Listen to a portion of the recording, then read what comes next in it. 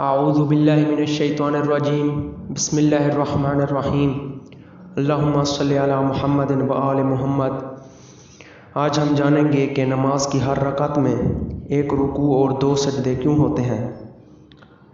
ابو بصیر نے امام صادق علیہ السلام سے پوچھا 2 رکعت نماز میں 4 سجدے کیوں قرار پائے ہیں، یعنی ہر رکعت میں ایک رکوع اور 2 سجدے کیوں ہوتے ہیں؟ اگر رکوع ایک ہے تو سجدہ بھی ایک ہی ہونا چاہیے، اگر سجدے 2 ہیں تو رکوع بھی 2 ہونے چاہیے۔ امام نے فرمایا کھڑے ہو کر پڑھی جانے والی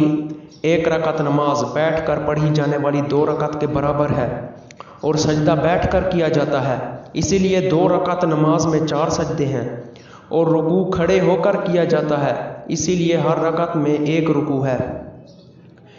اسی طرح ایک شخص امیر المومنین حضرت علی علیہ السلام کی خدمت میں آیا اور کہا اے اللہ کے حبیب کے چچا زاد بھائی،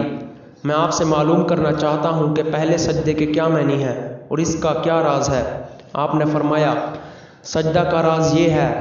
کہ جب نمازی پہلے سجدے کے لیے زمین پر سر رکھتا ہے تو اس کی مراد یہ ہوتی ہے اے اللہ تو نے مجھے اسی خاک سے پیدا کیا ہے، اور جب سجدہ اول سے سر بلند کرتا ہے تو اس کا مقصد یہ ہوتا ہے کہ اے میرے اللہ تو نے مجھے اسی خاک سے نکالا ہے، اور جب دوسرے سجدے کے لیے دوبارہ زمین پر سر رکھتا ہے تو اس بات کی گواہی دیتا ہے کہ ہمیں مرنے کے بعد اسی زمین میں دفن ہونا ہے، اور جب سجدہ دوم سے سر بلند کرتا ہے تو وہ معاد کی گواہی دیتے ہوئے یعنی آخرت کی گواہی دیتے ہوئے کہتا ہے کہ روز محشر ہمیں دوبارہ خاک سے بلند کیا جائے گا،